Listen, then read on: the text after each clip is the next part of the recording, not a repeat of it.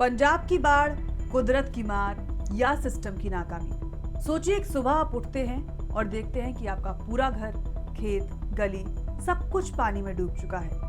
न सड़क दिख रही है, न छत, हर जगह सिर्फ पानी ही पानी। पंजाब के लाखों लोग आज यही जी रहे हैं। राज्य के 23 में से 22 जिले बुरी तरह प्रभावित हैं। अब तक 29 लोगों की जान जा चुकी है और करीब 15 लाख लोग इस वक्त बाढ़ से प्रभावित हैं और करीबन 3 लाख लोगों को सुरक्षित जगह पर पहुंचाया गया है। लेकिन सवाल यह है कि क्या यह सिर्फ कुदरत की मार है या हमारी व्यवस्था की बड़ी नाकामी भी है। नमस्कार, आप देख रहे हैं यंग भारत और मैं हूं अंजलि चौहान। आज हम बात करेंगे पंजाब में आई हाल ही में बाढ़ की, इसका असर, इसके पीछे की वजह और वो चूकें जिन पर सरकार से सवाल पूछना जरूरी है।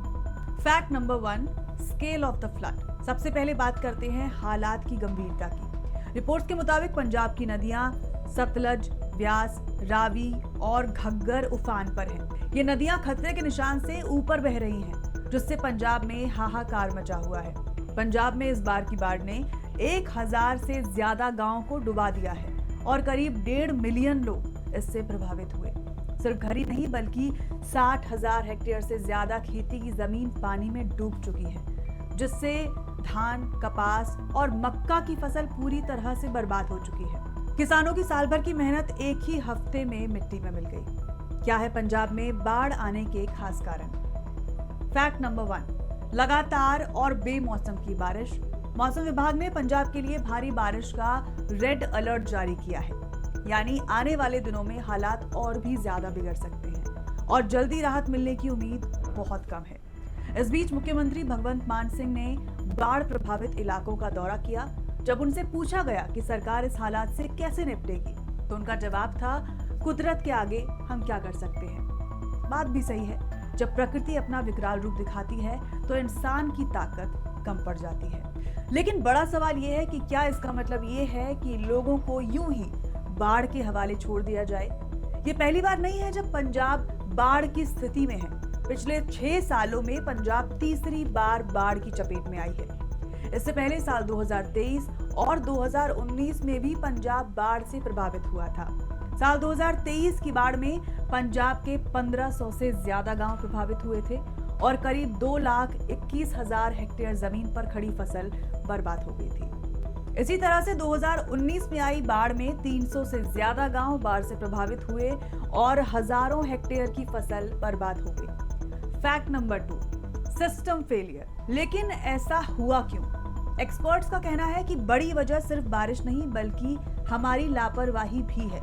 नदियों के किनारे इल्लीगल कंस्ट्रक्शन, बरसों से जर्जर पड़े बांध और नाले और मेंटेनेंस पर ध्यान ना देना, ये सब मिलकर इस आपदा को और ज्यादा भयंकर बना गए। यानी नेचर ने एक झटका दिया लेकिन नुकसान बढ़ाया इंसानी लापरवाही ने। फैक्ट नंबर 3, बाढ़ से पहले जरूरी कदम वक्त पर नहीं उठाए गए। असल में बाढ़ जैसी आपदा से बचने की तैयारी तो मॉनसून से पहले ही कर ली जाती है, जैसे नदियों के किनारों से इल्लीगल कंस्ट्रक्शंस हटाना, बांधों और तटबंधों की मरम्मत करना, नहरों और नदियों की सफाई करना ताकि पानी का बहाव रुका ना रहे और गांव शहरों में ड्रेनेज सिस्टम को दुरुस्त करना। लेकिन पंजाब में इस बार ऐसा कुछ भी ठीक से नहीं हुआ, बल्कि हालात और ज्यादा खराब हो गए। हर साल बाढ़ से निपटने के लिए एक खास मीटिंग होती है जो कि फरवरी में होने वाली थी ताकि समय रहते तैयारी हो सके। लेकिन इस साल ये मीटिंग जून में हुई।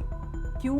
क्योंकि उस वक्त पूरी आप सरकार और खुद मुख्यमंत्री भगवंत मान सिंह का फोकस दिल्ली के चुनावों पर था, न कि पंजाब में आने वाली आपदा की तैयारी पर। फैक्ट नंबर 4, डैम के पानी को लेकर उलझन और उसका नतीजा।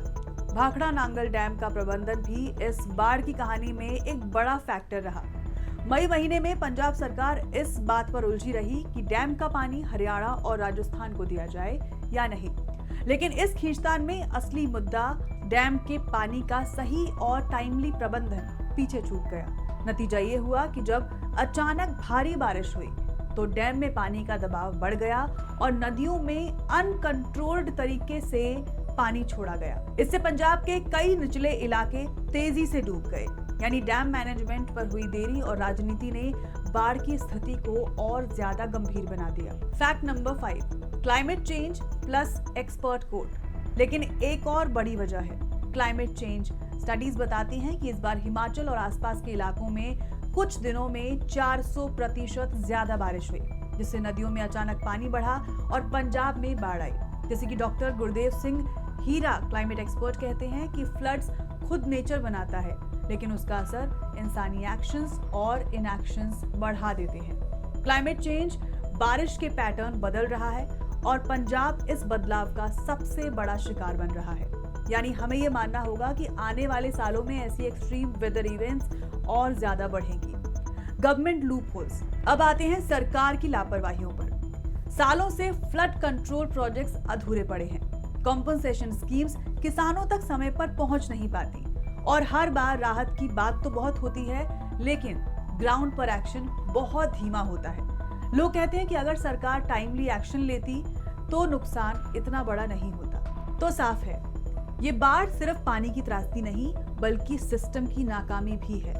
आज पंजाब के किसान और आम लोग पूछ रहे हैं कि कब तक हम सिर्फ राहत और मुआवजे का इंतजार करते रहेंगे। असली जरूरत है लॉन्ग टर्म प्लानिंग की, क्लाइमेट चेंज से लड़ने की, इंफ्रास्ट्रक्चर मजबूत करने की और अकाउंटेबिलिटी तय करने की। आप देख रहे थे यंग भारत। अगर आपको ये रिपोर्ट इंफॉर्मेटिव लगी तो इसे लाइक और शेयर करें और कमेंट में बताएं कि आपको लगता है सरकार इन सवालों का जवाब देगी। मैं हूं अंजलि चौहान, मिलते हैं अगली रिपोर्ट में। तब तक के लिए सुरक्षित रहिए और जागरूक रहिए।